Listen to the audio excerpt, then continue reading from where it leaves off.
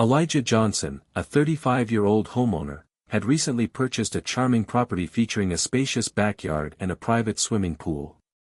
For Elijah, this new abode symbolized a fresh start. He'd worked hard to attain the stability and comfort he always dreamed of.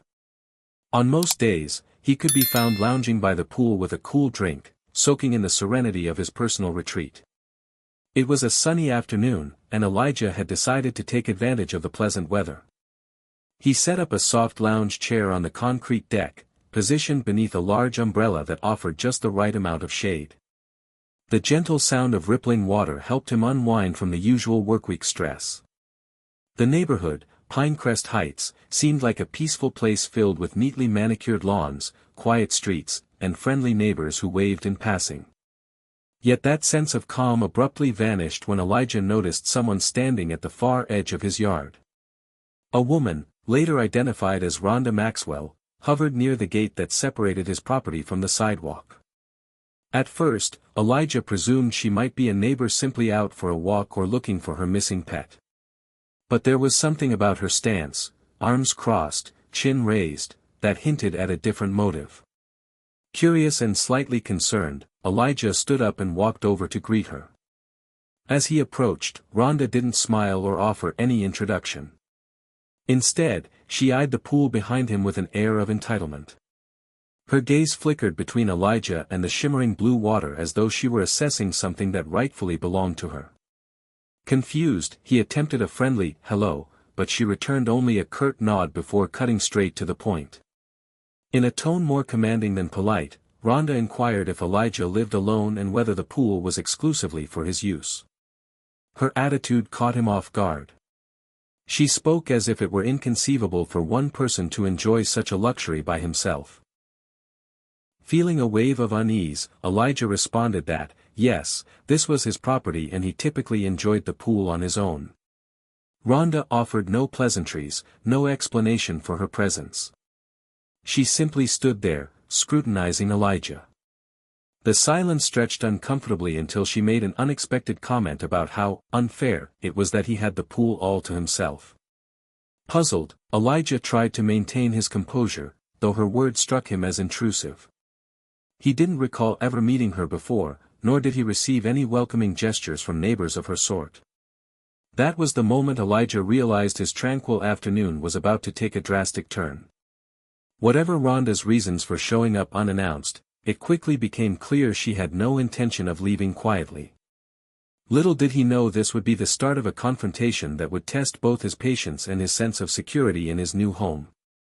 Standing at his backyard fence, Elijah Johnson tried to remain calm as Rhonda Maxwell fixed him with a piercing stare.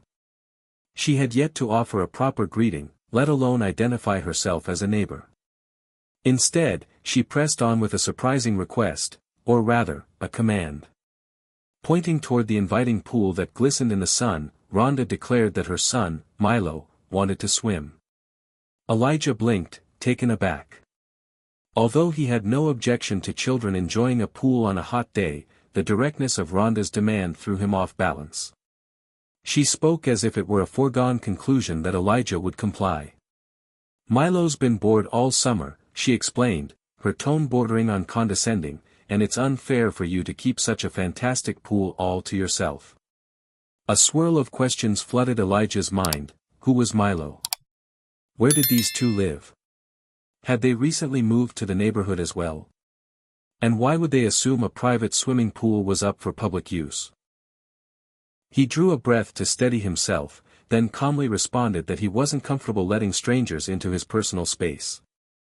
After all, he had never met Rhonda or Milo before, and liability concerns alone made the request quite complicated.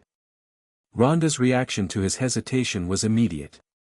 She frowned deeply, as if personally offended by his refusal. "You're seriously going to turn away a child?" she demanded. "Don't you have any sense of community spirit? Milo just wants to have fun. You look like you could share, but apparently, you prefer to hoard your luxury." Stunned, Elijah attempted to keep the conversation civil. He explained that he paid for the house and the pool, which he maintained at considerable expense. Since moving to Pinecrest Heights, he'd spent time ensuring everything was up to code and safe for his own use. Allowing people he didn't know to swim without supervision was a liability he couldn't risk, especially not after he'd only been in the community for a few weeks. While he empathized with a child wanting to cool off, he suggested there was a well-maintained public pool just a short drive away. To his dismay, Rhonda scoffed at the suggestion. "Public pools are always crowded and dirty," she snapped. "Why should we settle for that when you have a pristine oasis right here?" She folded her arms, glaring at Elijah as though he were the selfish one in the scenario. "What do you think? Where are you watching from? Let us know in the comments, like, share, and don't forget to subscribe for more shocking stories like this." A tense silence ensued, broken only by the occasional chirp of birds overhead. Elijah couldn't help noticing how Rhonda's posture grew increasingly rigid, her frustration palpable. Part of him understood that people sometimes felt entitled if they believed resources were being withheld, but her manner veered well beyond a friendly inquiry. "Maybe if you got to know me," Rhonda persisted, her eyes flicking from Elijah to the pool and back again, "you'd see this isn't such a big deal. We could come by for an hour or two, and no one would get hurt." Elijah shook his head gently. He wasn't about to invite strangers onto his property, especially given Rhonda's aggressive approach. The more she pressed, the more uneasy he felt. What began as an unexpected demand was rapidly evolving into a confrontation with undertones of anger and entitlement, one that left Elijah uncertain about how to end the standoff peacefully. After Rhonda Maxwell made her audacious demand to use Elijah Johnson's private pool, the mood in the backyard intensified. Though Elijah attempted to remain courteous, he sensed that Rhonda interpreted his politeness as a sign of weakness. Her insistence on Milo's right to swim grew sharper, transforming from a simple request into a form of aggressive entitlement. Elijah tried once more to offer reasonable alternatives. In addition to mentioning a nearby public pool, he suggested that community centers in Pinecrest Heights often hosted summer swim days for kids. Yet, every suggestion fell on deaf ears. Rhonda scoffed at the notion of Milo swimming with a bunch of strangers, ironically ignoring the fact that Elijah was, in fact, a stranger to her. She dismissed the local YMCA as overcrowded, and the idea of setting up a small inflatable pool at her own home as a cheap imitation. Standing by the fence, Elijah took a measured breath. "I'm sorry," he said softly. "I really am. But this is my home. I can't just let anyone in." Rhonda's eyes narrowed. "So you're going to be that kind of neighbor," she retorted, her voice dripping with sarcasm. "The one who guards his little castle and doesn't care about the kids in the area? Nice to know where we stand." It dawned on Elijah that Rhonda's hostility might be fueled by more than just a desire for her son to swim. Perhaps she resented him for owning a place she perceived as luxurious. Or maybe she believed the neighborhood's social norms entitled her to any amenity within sight. Whatever her motivations, Elijah recognized that the conversation was no longer just about a pool, it had escalated into a standoff over private property rights and personal boundaries. Things took a more ominous turn when Rhonda's voice rose in pitch, her frustration morphing into overt aggression. "You realize how selfish you look," she barked, jabbing a finger in Elijah's direction. "People around here won't take kindly to your kind of arrogance. How many others have you turned away just because you think you're too good to share?" Elijah, taken aback, tried to maintain composure. He had encountered disgruntled neighbors before, but rarely anyone so brazenly confrontational. It felt as though Rhonda was rallying some invisible audience, painting him as a villain who hoarded resources. An uneasy knot formed in his stomach, urging him to end this encounter quickly. Yet he also knew he couldn't simply concede to her demands, letting an aggressive stranger and her child onto his property presented both safety and liability concerns. Sensing that reason might not prevail, Elijah decided it best to part ways. He thanked Rhonda for stopping by but asserted that he had no intention of changing his stance. "I understand your position," he said, edging away from the fence, "but I'm not comfortable letting anyone use my pool without my supervision, especially when we've just met." Rhonda's response was nothing short of venomous. "Oh, so you think you're too important for a single mother and her kid, huh?" she snapped. "You'd rather watch Milo bake in the sun while you lounge around in luxury." Unbelievable.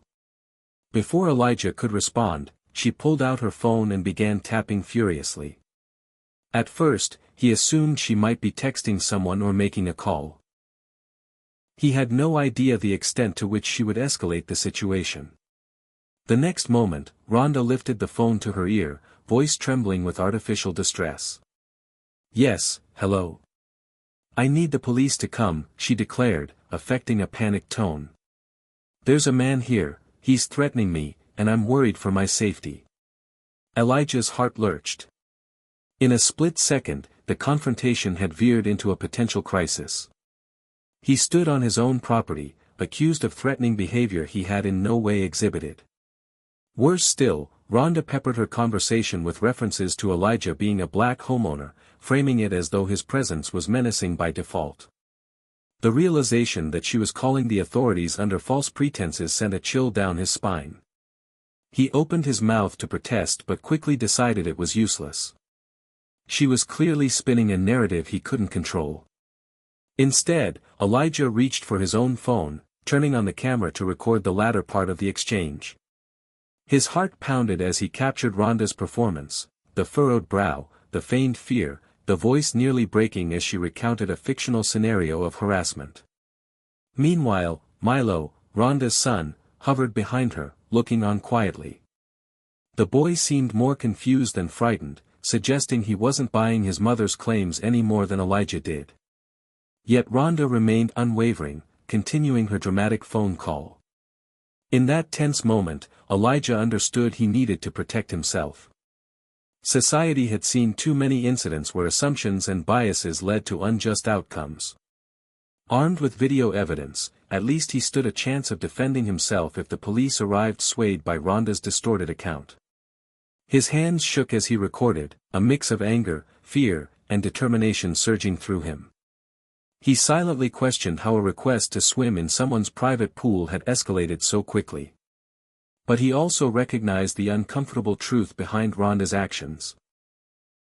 Her readiness to invoke the police, coupled with racial overtones, indicated she believed she could leverage stereotypes to force compliance or exact punishment.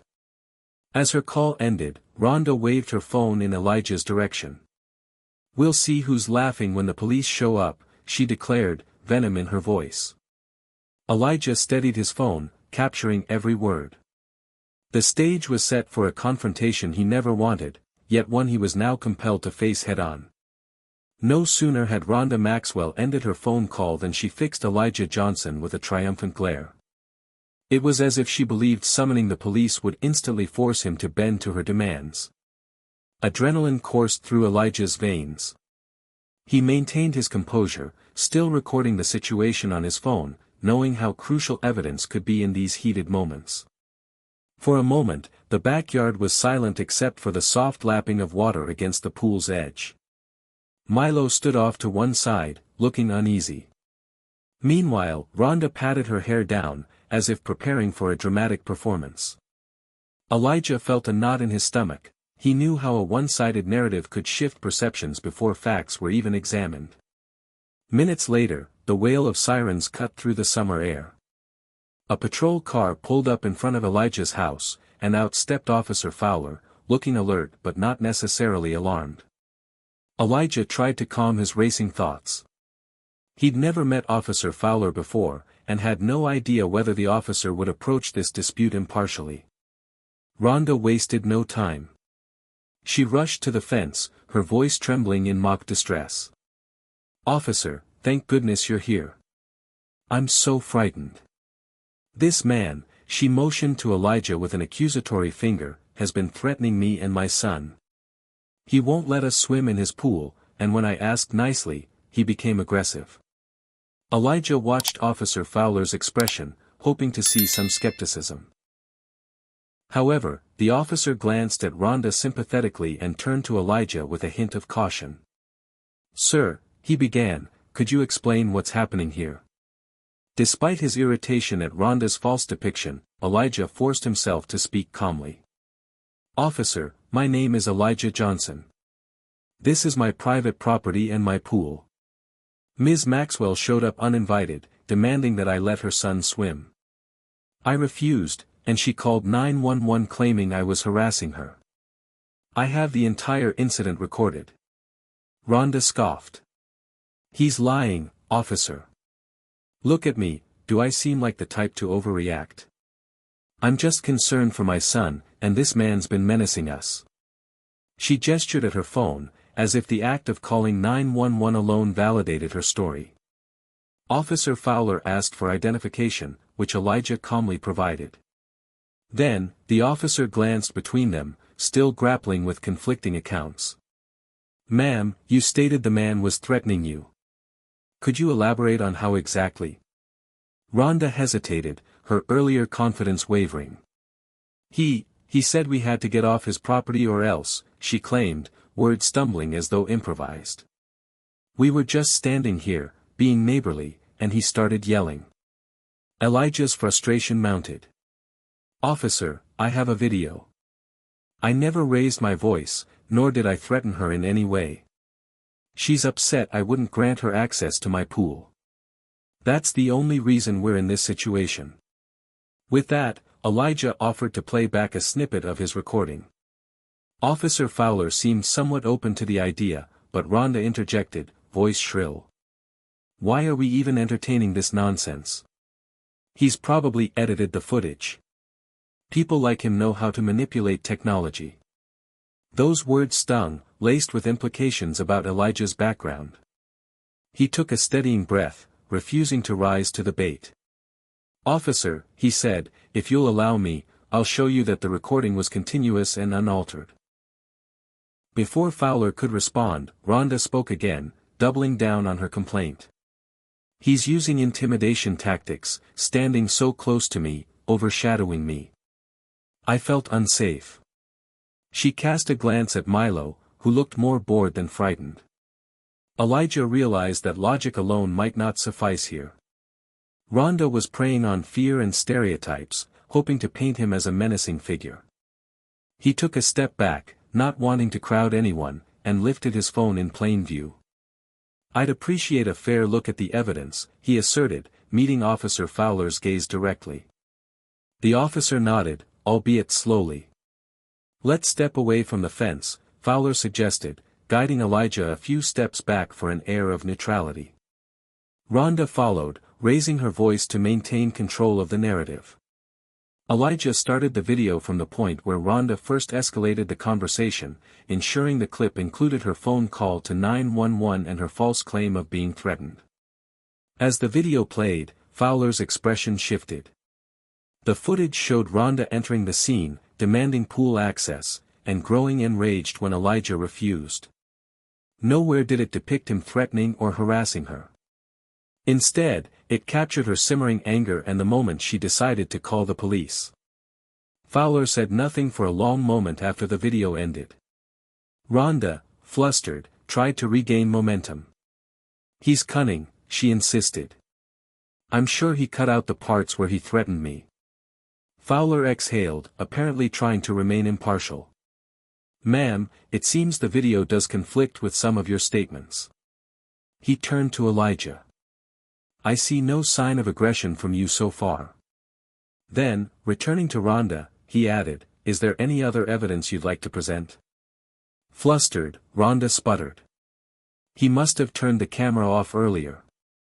We need to talk about the fact that he singled me out, a mother trying to give her child a nice day. This is discrimination. Elijah's anger mingled with a sense of disbelief. She was playing every card possible, fear, motherhood, and now discrimination, twisting the situation into a labyrinth of accusations. Officer Fowler looked torn, wavering between the sympathetic weight of Rhonda's pleas and the clear inconsistency revealed by the recording. Let's stay calm, Fowler finally stated, stepping back. Mr. Johnson, I see you have a valid reason to maintain privacy. Ms. Maxwell, if you'd like to pursue a complaint, we can take a statement, but so far I'm not convinced an offense occurred. Then, somewhat hesitantly, Fowler added, maybe it's best if, for now, everyone keeps a bit of distance to avoid more conflict. Rhonda bristled at the suggestion, crossing her arms. Elijah, for his part, remained composed, though frustration simmered under his calm exterior. He had hoped the presence of law enforcement might quickly dispel Rhonda's false narrative. Instead, it felt like he was left in limbo, under scrutiny in his own yard, forced to defend his right to peaceful enjoyment of his property. As Fowler took Rhonda aside for further questioning, Elijah realized the conflict was far from resolved. Even with video evidence, biases and emotional manipulation hovered in the air. In that moment, he resolved to stand firm. His quiet afternoon had turned into a storm of accusations, but he wasn't about to surrender his own home or his dignity to someone else's twisted version of events. While Officer Fowler continued speaking with Rhonda Maxwell on one side of the yard, Elijah Johnson stepped back, phone still in hand, aware that every second could matter. The possibility of having his words twisted or misrepresented made him determined to document as much as possible. The camera on his phone had become his shield against distortions and false claims. The conversation between Fowler and Rhonda remained heated, even though Elijah couldn't hear every word. At times, Rhonda's raised voice carried across the yard, "He's trying to intimidate me," or, "I'm a single mother, how can he be so cruel?" Elijah sighed. So many accusations, so little truth. He cast a quick glance at Milo, who lingered awkwardly by his mother's side, occasionally fidgeting with a small toy. The boy's confusion was evident, and Elijah felt a twinge of pity for him. Whatever Rhonda's motives, Milo seemed merely caught in the middle. Trying to keep his composure, Elijah began narrating details quietly into his phone's microphone, the date, time, and the sequence of events leading up to Officer Fowler's arrival. He also made sure to film a panoramic view of the surroundings, his pool, the fence, the location where Rhonda first approached, just to establish a clear visual record. If this turned into a case of his word against Rhonda's, the more evidence he had, the better. Soon, Fowler motioned for Elijah to join them, so he walked over, phone at his side but still recording. "Mr. Johnson," Fowler said, "Ms. Maxwell insists you threatened her. I've seen part of your video, but is there anything else you want to add?" Elijah inhaled steadily. "Officer, as I've explained, I never threatened her. All I did was deny her request to use my private pool. She became hostile and escalated the situation. I started filming when I realized her accusations might become serious." Fowler shifted uncomfortably. It was clear he didn't relish being in the middle of such a contentious dispute. "Ms. Maxwell," he said, turning to Rhonda, "the recorded footage doesn't show any harassment or aggression on Mr. Johnson's part. Could you explain where these threats occurred?" Rhonda placed a hand on her chest dramatically. "He must have done it before he started filming. He glared at me, told me to get off his property or else. It's my word against some video that probably began at a convenient moment for him." Elijah tried not to let frustration get the best of him. "I turned the camera on as soon as she began raising her voice," he clarified. "She never once indicated she felt threatened until after I refused pool access. That's when she decided to call 911. Officer Fowler frowned, glancing between them. "Look," he said, "this is a civil issue at best, private property rights. There's no sign of assault or trespassing, given you're still outside the fence, Ms. Maxwell. But you did claim he was threatening you, which appears unsubstantiated from the video. If you want to press charges, you need actual evidence." Rhonda huffed, color flooding her cheeks. "So that's it? He can just get away with scaring a mother and child? And you won't do a thing?" Fowler sighed, folding his arms. "There's no indication he's done anything illegal. If you're worried about your safety, you can file a report, but the lack of evidence won't get you far. Plus, the video suggests a different story than the one you've told." An uneasy silence settled over the yard. Rhonda looked furious, as though she hadn't anticipated the possibility of her tactic failing. Elijah felt a flicker of relief. At least Fowler seemed unwilling to simply take her story at face value without proof. Nonetheless, Rhonda refused to retreat. What about the fact that he's denying my son a chance to swim? We live in this neighborhood too. Shouldn't he be required to share? Fowler cleared his throat. Ma'am, it's his private property. He's under no obligation to let anyone else use it. That's not a policing matter. It's just how property rights work. The logic left Rhonda momentarily speechless, though her eyes still burned with resentment. She opened her mouth, perhaps ready to fling another accusation, but stopped when Milo tugged at her sleeve. The boy whispered something inaudible, glancing at Elijah with a mix of curiosity and caution. Rhonda's posture stiffened, and she pulled Milo closer. Fine, she spat, I see how it is. Just when Elijah thought the ordeal might be over, Rhonda took out her phone again. This time, she swiveled the camera toward Elijah, filming him in return. I'm capturing your face, she announced. If you think this is the end, you're sadly mistaken. People in Pinecrest Heights will know who you really are. Elijah did his best to remain stoic. I'm not hiding anything, he replied. Please, just leave me to enjoy my day. I'd really like to avoid further conflict. Officer Fowler stepped in, voice firm. All right, that's enough. Ms. Maxwell, I need you to step back from Mr. Johnson's property line. If you continue to linger or harass him, it may be considered trespassing. Rhonda scoffed, glaring at both Fowler and Elijah. We'll see about that, she murmured, then turned on her heel and marched down the sidewalk, Milo trailing behind. As she disappeared from view, Elijah finally allowed himself to exhale. The tension in the air receded slightly, though the residue of anxiety and anger lingered. Fowler studied Elijah for a long moment. I'll file a brief report in case this escalates, he said quietly. But for now, there's no grounds to detain anyone. Elijah thanked him, feeling a swirl of emotions, relief that he wasn't carted off on false charges, frustration that the dispute had even reached this stage, and a lingering worry that Rhonda's threats might not end here. With one last nod, Fowler left, leaving Elijah to stand in his yard, phone in hand, uncertain of how this confrontation might reverberate throughout the neighborhood. In the wake of Officer Fowler's departure, Elijah Johnson hoped the situation would defuse. He was wrong. Within half an hour, another squad car pulled up outside his home. This time, it wasn't Fowler but Officer Grant, a seasoned member of the local police force known for his firm approach. Elijah stood on the porch, heart pounding, as the uniformed man walked up the driveway with an air of authority that felt more intimidating than reassuring. Mr. Johnson. Officer Grant called out. Elijah raised his hand in acknowledgement. I'd like to have a word with you regarding a complaint filed by Ms. Maxwell. Suppressing a groan, Elijah nodded and stepped down from the porch. He was grateful for the video evidence he already had on his phone, but the reappearance of law enforcement rattled him.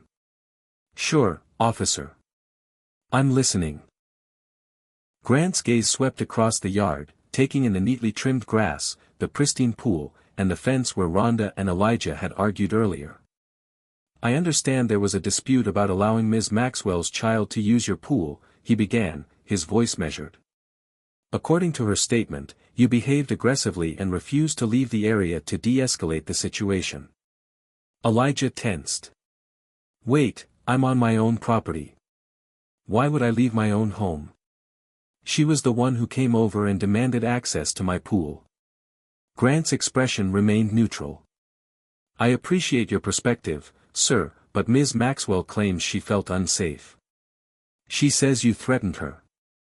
She's also made allegations about you using your physical presence to intimidate her. A chill swept down Elijah's spine. Rhonda was doubling down on false claims, framing his refusal to share as something sinister. He inhaled slowly, recalling the advice many had given him about staying calm in police encounters. Officer, I have a recording of the encounter, he said, retrieving his phone. It shows I never left my property line. She's the one who refused to back down. Grant's eyebrows arched, but he didn't immediately ask to see the footage. So you say, he remarked. But Ms. Maxwell is quite insistent. She even mentioned that your refusal was racially motivated, implying she and her son were singled out. Elijah's jaw clenched. This was more serious than he'd thought. Rhonda wasn't simply claiming harassment, she was invoking race to bolster her accusations. "Officer, that's absolutely false," Elijah replied, controlling the quiver in his voice. "I would have refused anyone who showed up demanding to use my pool, regardless of their background. It's private property, plain and simple." Grant let out a long breath. "I'm not here to pass judgment yet. However, the department takes any allegations of discrimination seriously. We also want to maintain community peace. I need to ensure both parties remain civil." There was something about his tone, an edge of skepticism, that put Elijah on edge. It felt like the officer had already been swayed by Rhonda's emotional pleas. Concerned, Elijah unlocked his phone and opened the video file. "Officer Grant," he said as calmly as possible, "I really think you should see this." Grant shifted, crossing his arms. "Ms. Maxwell stated you likely edited the recording. If there's missing context, it might not tell the full story." Elijah bristled. "I can show you the entire uncut clip. You can check the timestamp. There's no splicing or editing. It clearly shows that I never threatened her." Still, Grant hesitated, scanning the yard again. Sometimes, even an unedited video doesn't capture the entire sequence of events. "Did you say anything before filming? Make any gestures that could be perceived as menacing?" It was evident that Elijah was under suspicion, again. "Officer," he tried once more, struggling to maintain composure. "I did not. I'm the one who felt threatened. She was on my property, yelling at me and insisting I let her use my pool. When I refused, she escalated, called 911, and started claiming I was harassing her. That's all there is to it." Grant pursed his lips.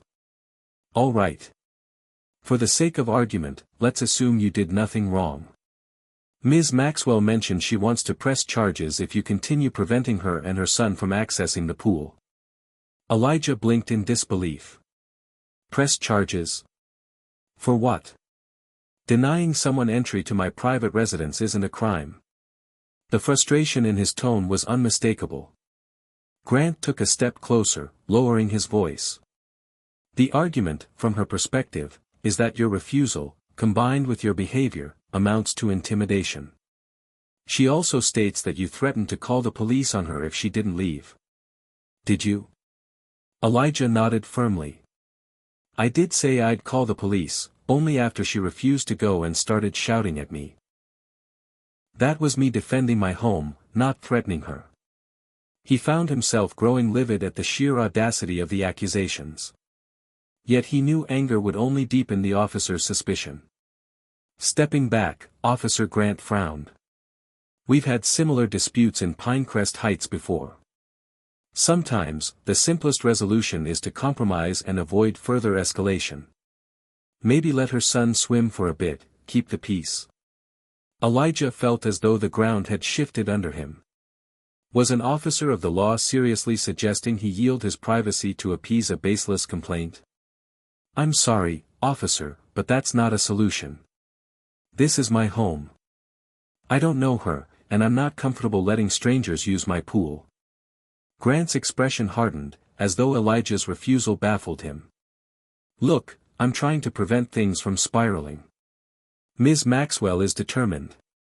She might escalate this further, and I'd hate to see it become a bigger ordeal." Despite the pit in his stomach, Elijah stood his ground. "With all due respect, officer, it's already a bigger ordeal because she made it one. I'm not going to reward that behavior." Silence hung between them for a moment. Then Grant sighed and shook his head. "All right, Mr. Johnson. I'll write up a follow-up report. But I strongly suggest you keep your distance from Ms. Maxwell in the future. If she claims harassment or intimidation again, we'll have to look into it thoroughly." Elijah watched him depart, torn between relief and incredulity. Once again, the law seemed inclined to treat Rhonda's allegations seriously, despite his evidence. With each new police visit, he felt the precariousness of his position grow. How many more times would he have to prove his innocence before the authorities realized he was the one being harassed? Elijah Johnson felt an eerie quiet settle over his backyard as Officer Grant drove away. The pool's water glimmered under the late afternoon sun, a stark reminder of the unexpected chaos swirling around what should have been a simple amenity. He decided to take a break indoors, hoping that distance might discourage any further confrontations. Yet, no more than 20 minutes later, voices drifted in from the front of his house. Stepping cautiously toward his living room window, Elijah glimpsed Rhonda Maxwell once again, this time joined by an older woman, perhaps a neighbor or relative, pointing accusingly at his front door. Their conversation was impossible to make out fully, but fragments reached him. "He's dangerous, and, you can't trust a word he says." Blood pounding in his ears, Elijah realized she was rallying others against him, weaving a tale that painted him as some sort of menace. Before he could decide whether to confront them, the sound of another car engine approached. To his amazement, it was yet another patrol vehicle. A sense of dread gnawed at him. How many times would the police be called before they saw the pattern? This time, an officer he didn't recognize stepped out. Elijah inhaled deeply, steadying himself, and went to meet the newcomer on his porch. The officer introduced herself as Sergeant Hayes, a level-headed woman who exuded a more measured aura than her predecessors. "Good afternoon, Mr. Johnson," she said calmly. "We received a call about an ongoing neighborhood dispute involving trespassing and harassment. I understand you've already spoken to some of my colleagues." Elijah nodded, exasperation creeping into his tone. "Yes, Sergeant. Ms. Maxwell keeps calling the police on me because I won't let her or her son use my private pool. It's been made clear I haven't done anything illegal, yet the calls continue." Hayes regarded him with a thoughtful gaze, as though weighing his words. "I see. Mind if I talk to both of you together to clarify the situation?" Though reluctant, Elijah agreed, figuring it might put an end to the constant complaints. He led Hayes around the side of the house, where Rhonda waited with her companion, arms folded defiantly. The older woman stood by her, wearing a stern expression that suggested she shared Rhonda's convictions or had been fed the same skewed story. "I want him gone," Rhonda declared the moment Hayes approached. "He refuses to be reasonable, and he's causing a scene in our neighborhood." Elijah nearly laughed at the irony. "This is my home," he reminded her. "I can't leave my own property. You're the ones coming here." Rhonda's companion chimed in, voice quavering with feigned concern. "He's stirring up trouble, Sergeant. He's using intimidation tactics to keep a mother from a resource that should be available to the community." Hayes raised a hand for quiet. "All right, let's keep this civil. Mr. Johnson, is there a reason you refuse to allow Ms. Maxwell's son to use the pool, even for a limited time? Perhaps that might resolve the conflict." Elijah felt a surge of frustration. Was he truly expected to hand over his private property to appease unsubstantiated demands? "Sergeant," he replied, doing his best to remain calm, "this is my home, bought with my savings. I've explained multiple times, she and I are strangers, and I'm not comfortable letting them in. Liability alone is a concern, not to mention my right to privacy." Rhonda rolled her eyes, stepping forward. "He's just being difficult," she said, voice dripping with indignation. "Plenty of neighbors in Pinecrest Heights share amenities. It's not a big deal unless you make it one." Sergeant Hayes shifted, glancing from Rhonda to Elijah. "I understand both sides," she murmured, though her tone suggested she felt the tension. "The issue is that Ms. Maxwell claims you're provoking her by refusing any compromise. She alleges you stand outside, glaring at her family, and that she feels unsafe." Elijah's mind reeled. "That's not true. I only stand outside because I live here. I'm not glaring, just existing on my own property." Rhonda's companion gave a dramatic sigh. "Officer, this has gotten out of hand. Every time we pass by, he looks at us like we're intruding, which clearly we're not if the fence is visible from the sidewalk. Hayes pressed her lips together, as though unwilling to take sides without more proof. Mr. Johnson, she finally said, maybe you could step inside for a bit, let them pass without confrontation. That might help reduce tensions. The request stunned Elijah. He understood the officer's desire to maintain peace, but it implied that, once again, he should remove himself from his own space to suit the fabrications of someone else. Am I being ordered to leave? He asked quietly, an edge of defiance creeping into his voice. Hayes shook her head. Not exactly. But I recommend it to prevent more conflicts. We want to avoid an escalation that could lead to a more serious complaint. Rhonda seized the opportunity. Yes, please, if you could just step inside while we walk by. That way my son doesn't feel scared by you looming over the fence. The older woman nodded fervently, as if they'd concocted the perfect solution. Elijah, cornered by the suggestion that refusing might mark him as uncooperative, found himself in a surreal predicament, forced to concede the use of his own yard.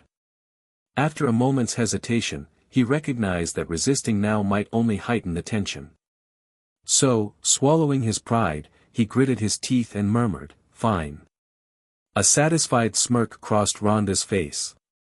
She gave Sergeant Hayes a nod, then motioned for Milo and her companion to follow her along the sidewalk. As they passed, Elijah retreated inside, shutting the door behind him with a heavy heart. He felt humiliated, outraged, and powerless all at once, forced to yield ground rather than have another run-in with law enforcement. Inside, he watched through the window as Rhonda took her time strolling past his property, casting glances toward the pool. He suspected that if the officers hadn't been present, she might have tried to slip in. The invisible line dividing his rights from her demands had been obliterated by repeated police calls.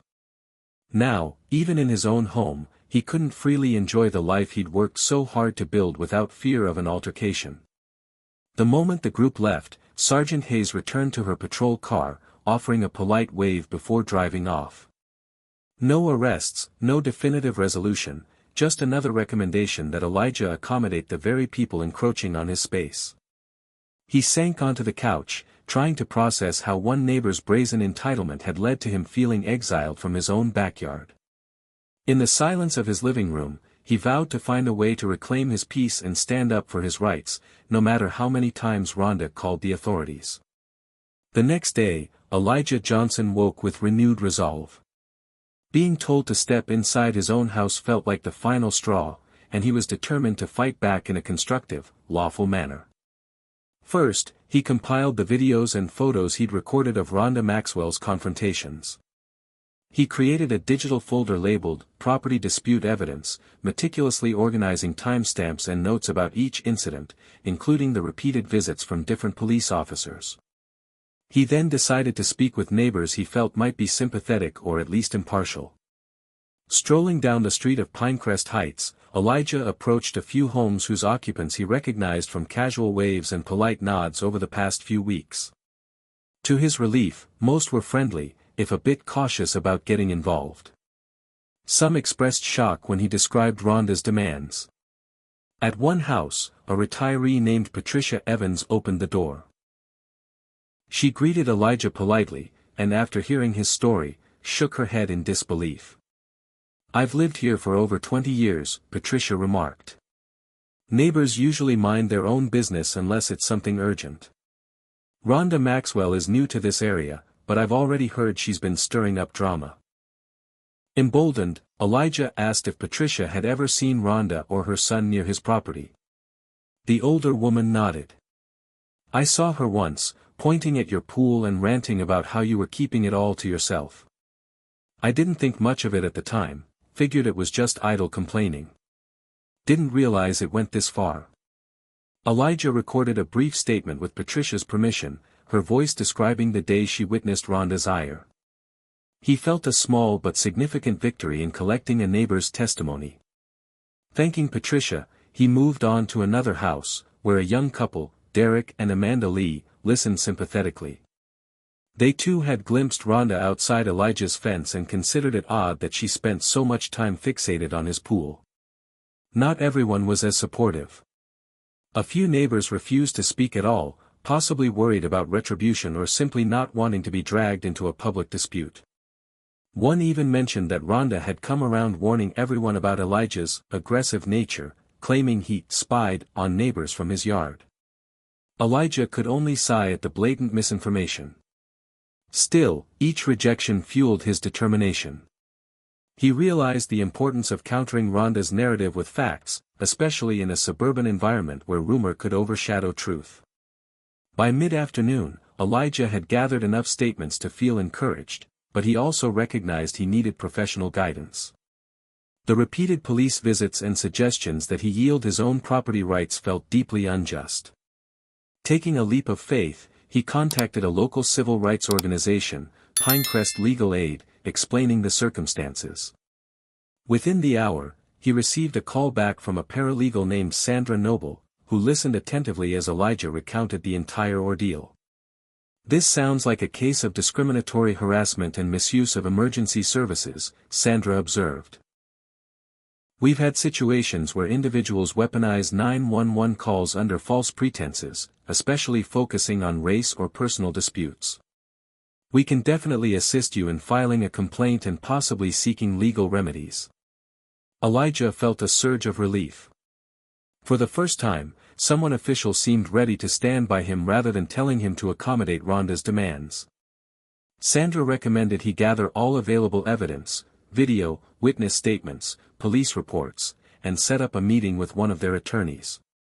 She also suggested Elijah consider speaking out publicly if he felt comfortable doing so, as many communities responded better to these injustices when they gained visibility. After hanging up, Elijah scrolled through his phone's videos and pictures once more, steeling himself for the next steps. He found an email from an attorney at Pinecrest Legal Aid, requesting a summary of events with an attached timeline. Eagerly, he began typing up a detailed account, starting from the first day Rhonda showed up at his fence, right down to the moment Sergeant Hayes told him to stay inside his own house. Each paragraph served as both a catharsis for Elijah's frustration and a building block for his eventual legal stance. Although a storm of uncertainty still loomed overhead, Elijah sensed a glimmer of hope.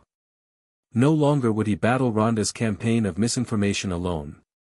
With the support of Pinecrest Legal Aid, and a few neighbors willing to speak up, he had a chance to reclaim his peace and hold Rhonda accountable for her actions. The repeated police involvement was more than a mere annoyance, it bordered on harassment, and now he had a path to address it systematically. As evening settled in, Elijah sat at his dining room table, gazing out the window at his tranquil pool. In that stillness, he allowed himself a moment of reflection. He recalled the excitement he'd felt upon purchasing this home, imagining backyard barbecues and solitary swims under a warm sun. The conflict had stained those visions, replacing them with anxiety each time he heard footsteps near his fence. Yet, bolstered by legal counsel and community support, he felt a renewed sense of determination. Tomorrow, he would finalize the documents, gather the last pieces of visual evidence, and submit them to Pinecrest Legal Aid. Perhaps the process would be lengthy and exhausting, but he knew staying silent would mean letting Rhonda's narrative flourish. If he won this fight, he'd not only protect his own rights but also set a precedent for neighbors who might endure similar bullying in the future. For once, Elijah felt the tides might finally be turning in his favor, and he vowed to see this struggle through to the end. A few days after contacting Pinecrest Legal Aid, Elijah Johnson was heartened to witness a wave of unexpected solidarity from certain members of the Pinecrest Heights neighborhood. Word had spread about Rhonda Maxwell's repeated police calls and her attempt to paint Elijah as a threat. While some residents continued to steer clear of the drama, others recognized the injustice unfolding on their doorstep. Elijah was out walking his dog one morning when a middle-aged neighbor named Carla Morrison flagged him down. She apologized for not stepping in sooner, explaining she had 2 teenage sons of her own and understood how quickly a friendly gesture could be twisted. However, after learning more about Elijah's situation, she decided she couldn't remain silent.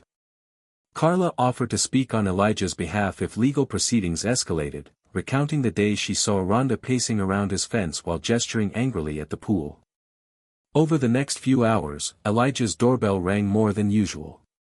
A handful of neighbors stopped by to voice their support, some bearing homemade cookies or small gifts as tokens of goodwill.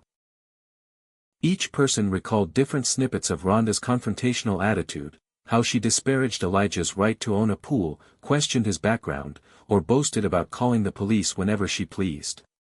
For Elijah, these small acts of kindness validated his decision to seek help. No longer was it just his word against Rhonda's. With every additional witness coming forward, the disparity in their stories became clearer.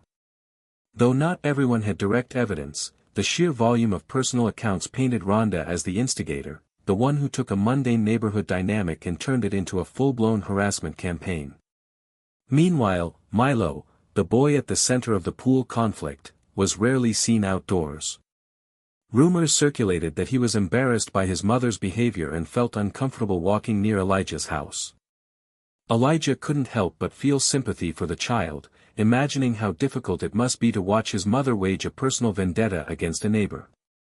By the end of the day, Elijah had gathered a dozen or so statements from those willing to speak up. He carefully compiled them with his video footage and typed transcripts of every significant interaction. That night, he emailed everything to Sandra Noble at Pinecrest Legal Aid, determined to keep the momentum going. Though legal battles rarely concluded quickly, Elijah sensed that with each new show of support, the scales were tipping in his favor. As he finally settled down to rest, Elijah allowed himself a hopeful smile. Despite the stress and fear Rhonda's actions had inflicted, the unity emerging among his neighbors reminded him that not everyone was ready to buy into her narrative of division. Perhaps, in time, this adversity would forge a stronger sense of community, and restore the peace he had worked so hard to find in his new home. Within weeks, the situation in Pinecrest Heights escalated from a local dispute to a widely discussed topic throughout the county. With Pinecrest Legal Aid backing him, Elijah Johnson filed a formal complaint alleging harassment and the misuse of emergency services against Rhonda Maxwell. He also requested a review of the police responses, pointing to the possibility of bias after being repeatedly told to leave his own property. Media outlets caught wind of the story, intrigued by the idea of a homeowner facing baseless accusations simply for protecting his private pool. Journalists interviewed several neighbors, many of whom corroborated Elijah's accounts of Rhonda's unreasonable demands and confrontational tactics. In turn, the local police department launched an internal investigation, determining that at least one of the officers who responded had failed to follow proper procedure, leading to a recommendation of disciplinary action. The legal proceedings moved swiftly once enough evidence had been compiled. Rhonda was charged with filing a false report and faced civil litigation for defamation. Meanwhile, the officer most sympathetic to her baseless claims, Officer Grant, was terminated after an internal affairs review cited gross mishandling of the situation. The resolution served as a powerful message to those who used racial or social biases to manipulate authorities. For Elijah, the victory was bittersweet. While he felt vindicated, he couldn't erase the anxiety and humiliation he endured. Nevertheless, the aftermath revealed an unexpected silver lining. The neighbors who had once kept their distance rallied around him, offering help with yard work, delivering home-cooked meals, and openly denouncing Rhonda's behavior. His pool, once a source of contention, became a neighborhood symbol of unity and resilience. As summer drew to a close, Elijah hosted a small gathering in his backyard, inviting the supportive neighbors who stood by him. A gentle breeze rustled the trees as they enjoyed snacks and drinks near the very pool that had ignited the controversy. Soft laughter and friendly conversation replaced the tension of previous weeks. With each warm smile and handshake, Elijah felt a renewed sense of belonging. Watching the sun set over the shimmering water, Elijah reflected on how a single misstep, someone demanding access to what wasn't theirs, had sparked a profound lesson on community, justice, and personal rights. He was grateful to have come out on the other side with his dignity intact and his new neighbors by his side. In the glow of the setting sun, Pinecrest Heights no longer felt like a battleground, it felt like home. Hey everyone! If you found this story powerful and meaningful, Please show your support by hitting the like button, subscribing to the channel, ringing the bell to never miss our thought-provoking content. Your support helps us continue sharing stories that inspire, educate, and challenge perspectives. Thank you for being part of this journey.